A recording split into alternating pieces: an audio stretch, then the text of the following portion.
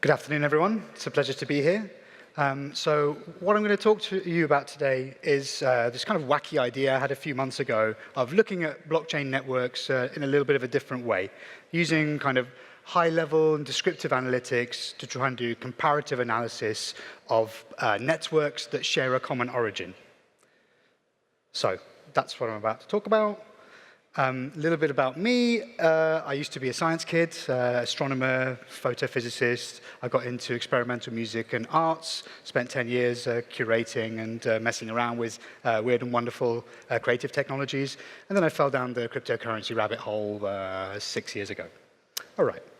So what the hell is Forkonomy? And we're going to draw an analogy with astronomy. So what's astronomy? Astronomy is using the light from stars, from objects far away, to try and reach inferences and understanding without being able to directly observe things. And so in the bottom right-hand corner of the slide, there's something called the Hertzsprung-Russell Diagram. And this is a way to classify stars based on how hot they are, their temperature, and how bright they burn. And if you use these two parameters, you have quite a good idea of estimating the probabilities of the future fates of those stars, whether that star will collapse in on itself and become a black hole or a neutron star, or if it will fail to retain its mass and everything will disappear and it will become a white dwarf. Now, this sounds not very related to blockchains, but bear with me. So we had a little bit of a primer on Newton earlier. That's great, because I actually went to the same secondary school as Isaac Newton. Or he went to the same school as me, let's say. And so you can take astronomy a step further if you do what Newton's doing in the slide, where he's diffracting this light into its constituent components, its constituent wavelengths. And so the analogy that I like here is that we can use analytics to go a step further than simple observation. All right. And this is some work that I did as an astrochemist 15 years ago. You don't need to read too much into it, just nice, pretty pictures. But the point of the relation to here is that these were experiments that we did on the ground. We were trying to model the conditions in interstellar space. And obviously, we can't just go to space and check out what's going on there. So if you can model and simulate conditions and then compare with your observation and your analysis, then you can kind of have an apples-to-apples comparison of whether what you think is going on correlates with the reality. All right. So what Forkonomy isn't. This is just a wacky idea I had a few months ago. So it's not a comprehensive catalog of all the different kinds of forks that may or may not be possible. It's not a taxonomy as such yet. Maybe one day, with any of your help, that would be great. So to say a little bit about what forks are. Now, I guess that most people in the room have probably come across the idea of cryptocurrency network forks. After all, that's a big part of where Ethereum Classic came from. And earlier in the day, we had some very nice primers on the different kinds of forks. So let's start with code-based forks. I think this is one of the easiest things to understand. This is a bit like copying and pasting a piece of software or forking a GitHub repo. So you're essentially taking a static piece of software, reproducing it, changing it as you wish. I mean, these are usually open source code bases. And the canonical example really is the Linux kernel, the open source operating system, which is now fragmented into so many thousands of different children, descendants, that it's even difficult to keep track of. And on the right, we've got an example of some kind of code-based fragmentation of a cryptocurrency protocol family, which is the CryptoNote protocol, which was Bitcoin was the first member of that, and Monero is probably the most famous example. So in comparison to code-based forks, we've got ledger forks, which are more like the things that we see in these cryptocurrency networks. So for example, when Ethereum became Ethereum and Ethereum Classic, or Bitcoin became Bitcoin and Bitcoin Cash, and so on. So this is more of a dynamic process where, as these blockchains are built block by block, there's the chance for forks to happen as multiple miners or validators find candidate blocks that are potentially valid, and then there's a race to propagate those across the network to see which one the network agrees upon. And so when one subset of nodes changes the rules or introduces another change, a parameter or consensus tweak, you can end up with fragmentation of the networks. You can end up with two networks instead of one. Now, this is usually considered to be negative sum if you think about networks being valued roughly in accordance with Metcalfe's law. But that doesn't have to be the case, as we may see later. And so there's certain phenomena which might occur as a result of these ledger forks, such as replay attacks, chain reorganizations, and wipeouts. I haven't really got time to talk about those, but some of those were at risk, Ethereum Classic was at risk of, or they happened to Ethereum Classic in the early days of its life. All right, water break. That's a real picture from my lunch one day, by the way.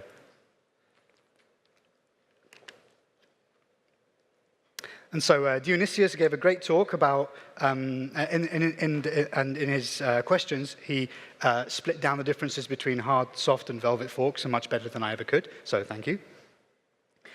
And, okay, you might recognize some of these images as being slightly similar to copyrighted TV shows and movies, which have to do with time travel, parallel dimensions, and that's the kind of analogy I'd like to, for us to bear in mind. Think about these different network forks as kind of parallel dimensions. So, what makes a fork? I mean, as we said, we have this kind of block-by-block dynamic, but most of the time, the two candidate blocks, one of them will be discarded, and then everyone will build on one of the particular chains. So you do need a certain set of conditions to arise and occur for a viable minority network fragment to arise from a fork. So this is a really interesting example from the early days of Ethereum Classic, and there's a prominent miner named Chandler Guo, and these two tweets are a week apart in July 2016, and at one point he was saying that he was going to attack Ethereum Classic, and then a week later he said he's going to defend it. And just for an idea, the hash rate he's talking about here is equivalent to several thousand graphics cards, so not insubstantial amount of hash rate. You may recognize some of the faces on this slide as well. So people that were involved at the very start of Ethereum, such as Charles Hoskinson, came out as vocal supporters of Ethereum Classic.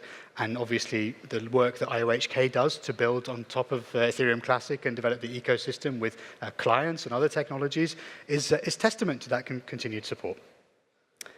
Now, I don't want to spend too long talking about Bitcoin politics. I'm sure you're all quite familiar with this. But the survival of a minority network fragment usually relies on some well-resourced stakeholders, you could say. So the people in this picture have quite a bit of hash rate, quite a bit of mind share, media outlets, and so on. And that helps to increase awareness and increase the legitimacy and the viability of a fork, and that it be accepted as a valid minority fragment.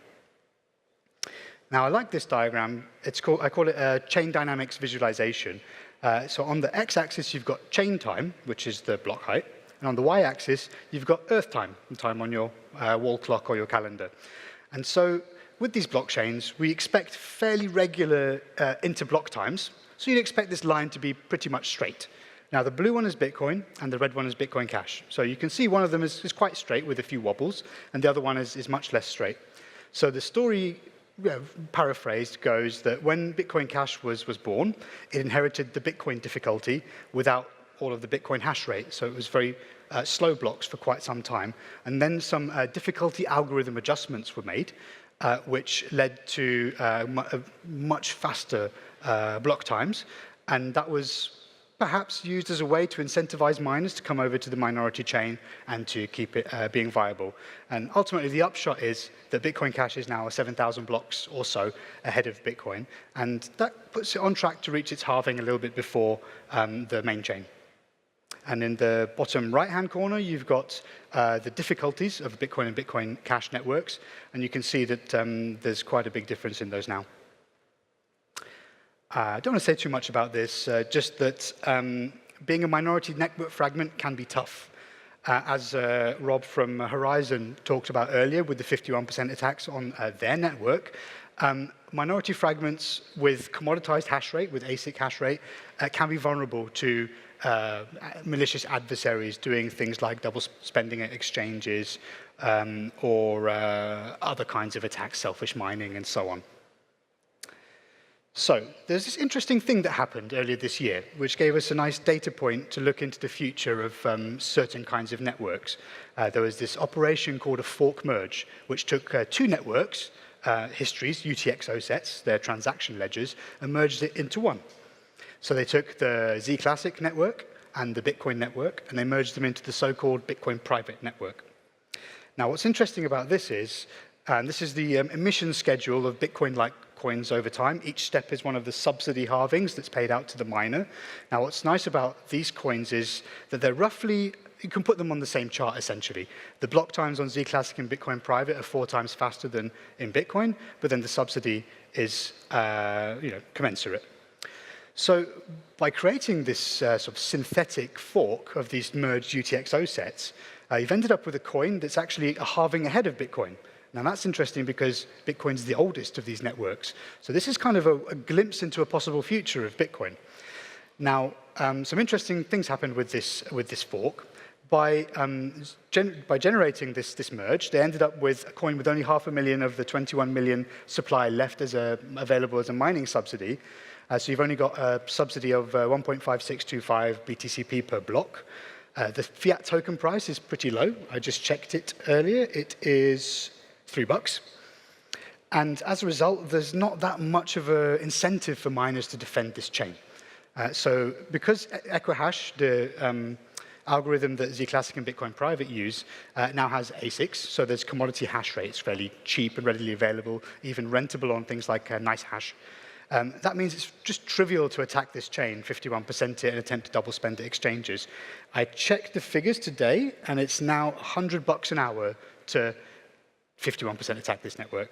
So have a think about that. If it only costs $100 an hour to disrupt this network, it's very hard to see a store of value or even a payments medium of exchange proposition there. And maybe some changes might need to be implemented. The one that Rob mentioned with the chain selection rule might be interesting. Things like what Dogecoin did, merge mining, checkpoint notarization, such as Komodo, or even a proof of stake. So this is just a little bit of a price chart. You can see here Z Classic is the main chart in red and green, and Bitcoin Private is in purple. So it's quite an unnatural looking chart. The first, can I use this? Yes, around here, that's actually when Zencash, which now became Horizon, was born. And the second one is where Bitcoin Private was born. So this coin actually had a 100-fold increase in value during this period from here to here in USD terms. And Bitcoin Private is now down 98.5%. So I guess what goes up must come down eventually. So there's the recent comparison of Bitcoin Private and Z Classic. So it seems that the market consensus is that Bitcoin Private doesn't have a great deal of value proposition. All right, so let's come back to this stellar analogy, and I'm going to call Bitcoin Private a white dwarf chain. So what that means is, because we've merged these UTXO sets, we've got this full ledger, we haven't got a subsidy for the miners, and there's no transaction fee market on the chain. It's not being used for high-volume payments to bribe the miners. It means that hash rate is tiny, 51% attacks are trivial, and the TLDR is that mating these chains together looks like it's wrecked Bitcoin Private. All right. Let's talk about Ethereum Classic. So we've already spoken a bit about the DAO and things like that. So I don't want to go too much into it, except to say that it's a subject we'll probably come back to tomorrow on the censorship resistance and immutability panel. And this is I'm going to show you a few slides from a colleague's work, Theodore Beutel, from his MSc dissertation at the University of Edinburgh, where he's looking at what DAOs can offer in the future. And this is a little bit of a call to arms for the Ethereum Classic ecosystem. I hope that there's not a bad feeling about DAOs simply because of what happened in history. I think DAOs have the potential to be one of the killer apps of cryptocurrency and blockchain technology. Maybe not now, but in time. So if you can align the incentives and decentralize the decision-making or the power and decentralize the competence, you have the chance of making these open, free-form, permissionless systems which can kind of turn the traditional company hierarchies on their head, perhaps even make them obsolete. Another pretty picture.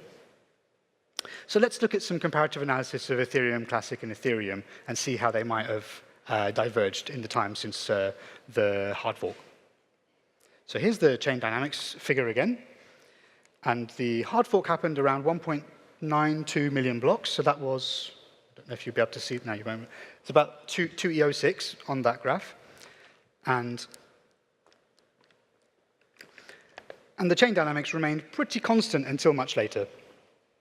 So they only really changed around the time of the parity bug in Ethereum, enhance. Okay, that's around the time of the Ethereum DAO exploit, enhance. That's the parity bug. So you can see when you see these kinks in the chain dynamics, that's a change in the inter-block time average, the relationship between chain time and Earth time. And that's when Ethereum Classic removed the difficulty bomb. Now for some cool graphs with way too many data points on them. This was the second or third attempt of trying to put every single block on a chart. Now that's 6 million-ish for Ethereum and 6 million-ish for Ethereum Classic.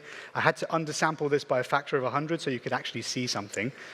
What's nice about this is you can kind of get a feeling for the utilization of the network over time. So, you know, as these Ethereum and Ethereum Classic are kind of generalized computational engines, the gas use per block is kind of a proxy for the demand for block space, you could say, or computational resource on the network.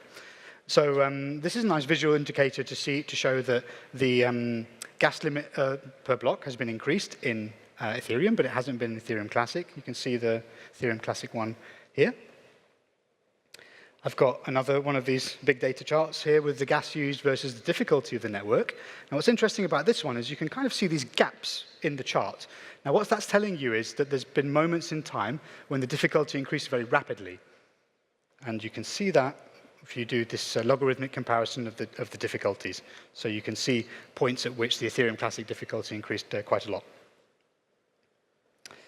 Okay, let's talk about supply, kind of the monetary characteristics of these networks. So Ethereum Classic had a hard fork not so long ago to initiate a monetary policy with a fixed maximum supply to asymptotically reach that.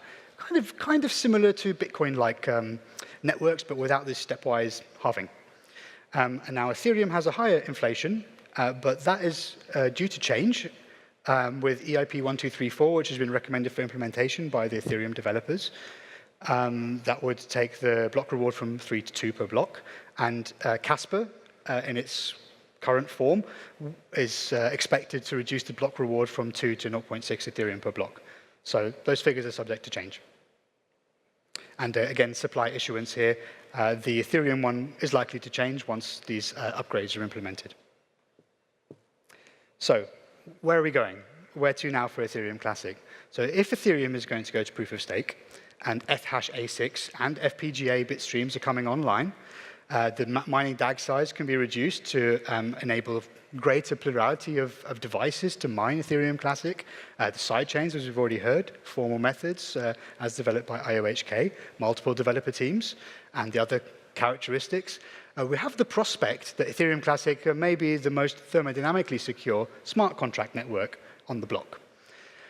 On the flip side, there are some other things which I would like the ecosystem to consider, such as mining pool centralization.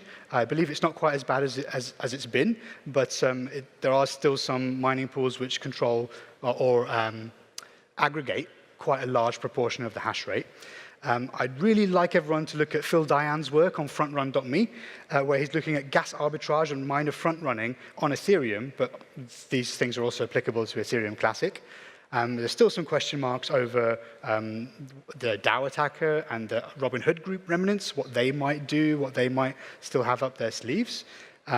There's been some discussion of a potential proof of work change further down the road.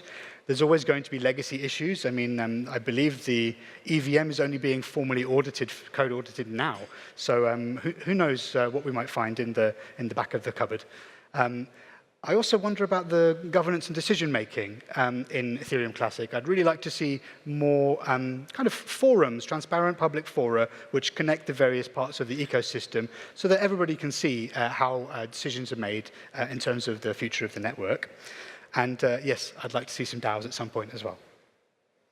All right, so just to close up, I just want to give you the idea that blockchains, as well as being proof machines, they're also time machines. So they have their own sort of internal synchronicity. And as a result, if we can find these interesting data points, these anomalies like Bitcoin Private, they'll give us a chance to peer into the possible futures of these networks. And this is quite a young project, but I wonder if there's some of the smaller Ethereum-based networks, like Ella, Pearl, Ubic, and so on, which may provide some interesting data points for Ethereum and Ethereum Classic's future. And that's it. So there's a link to a manuscript being prepared at the moment, the link to the slides at the bottom. I'm an independent researcher, just left the university, so I'm trying to find a way to keep the lights on. So if you want to sponsor, collaborate, or discuss, feel free to get in touch. And thanks very much.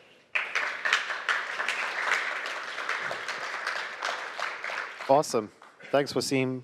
So does anybody have any questions? Come on, somebody's got to have a question.